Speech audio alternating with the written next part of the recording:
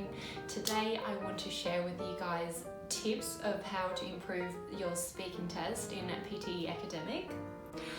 As I said in my previous video, you can click over here if you haven't watched it.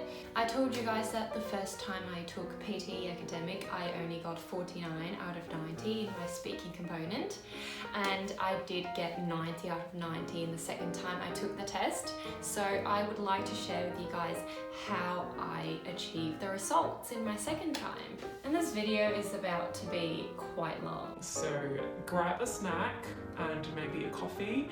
I will first break down to you guys how this test is scored, like just specifically in the speaking component. And then I'll share with you guys how I improve my skills to maximize the scores I can get. So let's get into the video. We have 5 question types in the speaking component, including read aloud, repeat sentence, describe image, retell lecture, and finally answer short question.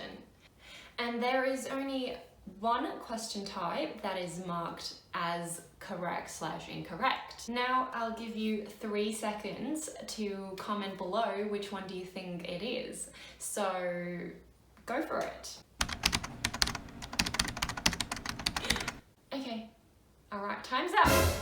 So the actual question type is answer short question. So that means the other 4 question types are all marked by partial credit. Now I'm going to break down to you guys how these questions are marked one by one. Starting with read aloud. With reading aloud, you will receive a question where there is a paragraph that you have to read out, and you will be given a certain time. Read through the paragraph and then you will have to read out. So this question type is being scored in 3 areas: content, pronunciation, and oral fluency. The content has to be exactly the same as what you're shown in the paragraph. Any replacement, insertion, or omission will be counted as an error. I believe it is graded on a discredit basis, so the maximum score will be depending on the length of the paragraph. The more errors that you make will cause you to lose more marks in content. With reading aloud, you need to practice reading the paragraph a lot of times, and you will have enough time to read through the paragraph, so you can read it aloud when you're reading it so that you know how to pronounce each word and you have the muscle memory. You will be able to read aloud the paragraph in a way that is completely flawless and very fluent. And definitely check out the time as well. The timing bar will tell you how much time you have left. So don't be reading, say like the middle of the paragraph when the microphone turns on, because the microphone turns on, I think, exactly when the time gets 0. As for the pronunciation and oral fluency, it will be the same throughout the whole speaking component. So I will just describe it once and you'll be able to apply the same marking criteria for the whole speaking component. Pronunciation will go from 0 to 5, with 0 being completely non-English like and 5 being absolutely native like. And 4 will be for advanced speakers, 3 will be good, 2 will be intermediate, and 1 will be intrusive.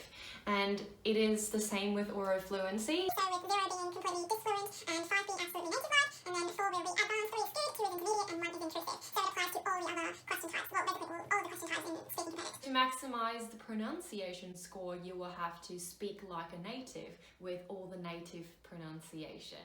To maximize the score you can get in oral fluency, you will just have to have the native like rhythm, and the fluency meaning you don't have any ums and ahs and pauses in between your words. Right, cool, so we're coming to repeating sentence. For repeating sentence, you also have the same 3 areas: content, pronunciation, and oral fluency. So with the content, it is a little bit different with repeating sentence because it is graded from 0 to 3. Now, any insertion, replacement, and omission are all counted as errors. To get 3 marks for repeating sentence in content, you will need to have 100% of the words in the same order. And if you have 50% or more words that are correct and they're also in the right order, you'll only have 2 marks. So even if you just messed up one word, you will be down by a third of the grade, which is quite steep. Now, if you messed up more words to have less than 50% correct words and in the correct order, you will only have 1 mark. And with 0 mark, you will have to completely mess it up and just doesn't even resemble the original sentence. And with the oral fluency and pronunciation will be the same as before. For me, repeating sentence is actually quite challenging because it involves memory. The way I practice this question is by listening to it and chop the sentence up into different ideas. I have my questions on my phone. I'll be playing an example question to so that you guys can have a listen to the type of questions that's going to appear in the PTE Academic. And this is a repeating sentence question. Most teaching staff make their lecture notes available online. So it says most teaching staff make their lecture notes available online, which has like 3 sections, I would say. Most teaching staff make their lecture notes available online. And now let's move on to describing image. With describing image, you will also be graded on content, pronunciation and oral fluency. And this type of question, you will be graded from 0 to 5 for content, with 5 being, capturing all the key elements and explaining the implications or reference or any conclusion that you can draw from the diagram. And for 0 being completely messing up, like no elements were being mentioned or just really tiny bit of detail in there. Basically, with any missing details, you will be deducted by 1 mark, and then if you miss out even on more information, then you will be deducted further. So essentially, this is testing how much information you can draw and how much conclusion and relationship you can draw from just 1 image, and then you have to explain all of them in your 40 seconds window, and you will be graded on your content in that sense. And then pronunciation and oral fluency will all be graded just as previously mentioned. The thought process that you have is very important because that will be the order that you describe the image when you're recording your answer. And so basically just focus on the thing that catches your eye first. It's really hard for me to just say it now. Maybe I'll do an example, but Maybe I'll do an example, hey. Why the fuck you lying? Saying what chart it is quite good. Like say it's a bar chart that displays the relationship between this and that. And then also describing the legend is quite important. You can use figures, you can use percentage, you can use relative relationship, possible implications you can draw from the diagram. It's going to be amazing for you as well. Now moving on to retail lecture.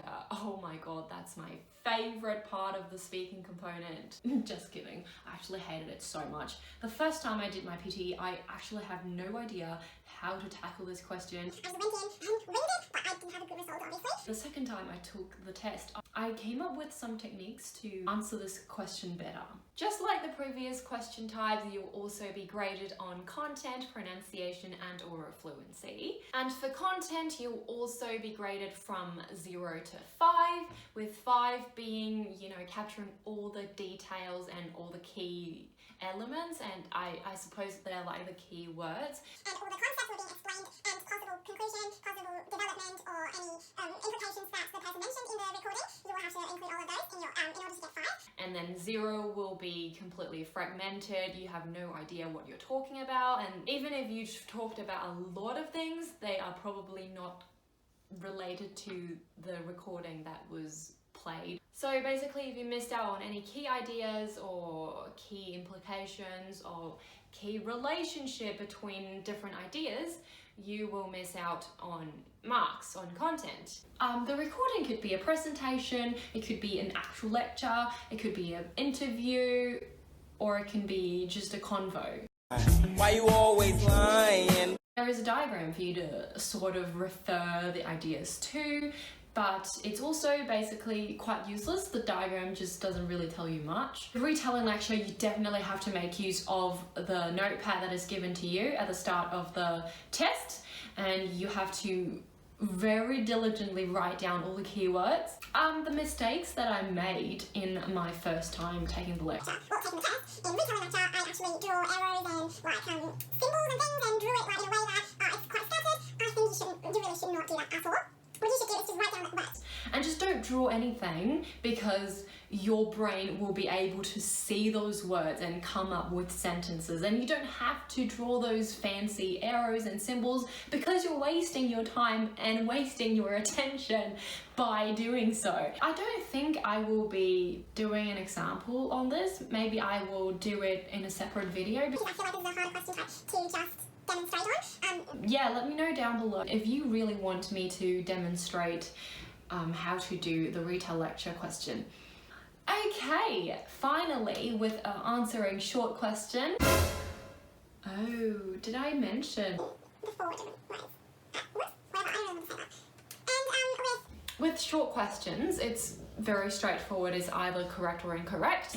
And the way to improve this kind of question is by expanding your range of vocabulary. Let me play you an example, then you'll know what I'm talking about. How many sides are there in a bilateral agreement? Okay, so the question was, how many sides are there in a bilateral agreement? Now, bilateral means two ways, so you will have to say two. Two. Your answer will be 2 sides or 2. If you don't know what bilateral means, you will have no clue what that means. So you will have to guess something different. But if you have enough vocabulary in your brain, and even if you don't know what bilateral means, you know the prefix bi, like bicycle, binoculars, etc. You can deduce your answer like that. I don't think I struggled with this part too much, so if you want more tips on how to improve your vocabulary range, maybe I can do a separate video on that. That's it, we made it, you guys. And if you think that this video helped you with the speaking component, please give me a thumbs up and share it to your friends. Subscribe to my channel if you want to see more videos like this. Don't forget to follow me on Instagram at rainy.english, where I post videos and photos behind the scenes. And if you want to support me monetarily, please consider pledging as my patron on Patreon page. Bye!